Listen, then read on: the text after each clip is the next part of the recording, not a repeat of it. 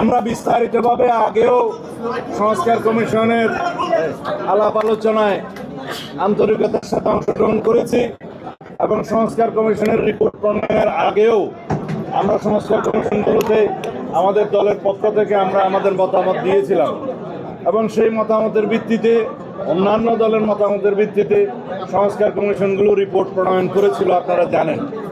সেই রিপোর্ট, বিস্তারিত রিপোর্ট আমরা আমাদের দলে আলোচনা করেছি এবং ইতিমধ্যে একটি সংক্ষিপ্ত স্প্রেডশিটের মাধ্যমে ওনারা 166টি দাবি প্রস্তাব আমাদের কাছে দিয়েছিলেন। তার উপরে আমরা কোনো মনোযোগ দেইনি, বিকজ এটা অনেকটা বিভ্রান্তিমূলক ছিল।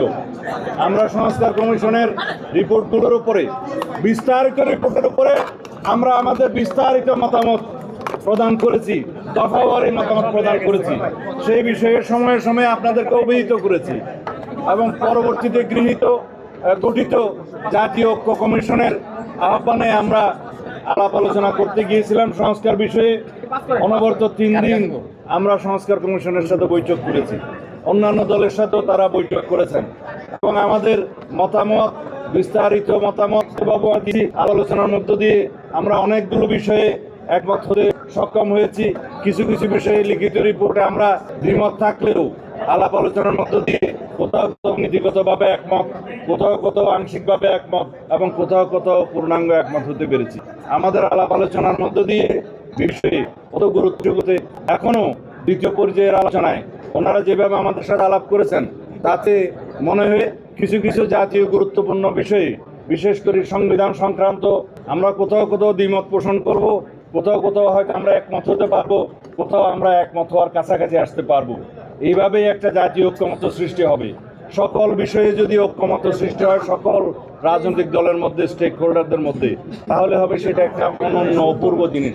সেটা আমি এতটা বেশি আশা করতে পারবো না, কারণ বিভিন্ন মতাদর্শে বিশ্বাসী বিভিন্ন রাজনৈতিক দলের বিভিন্ন রকমের বক্তব্য থাকবে, দৃষ্টিভঙ্গি থাকবে, দৃষ্টিকোণ থাকবে।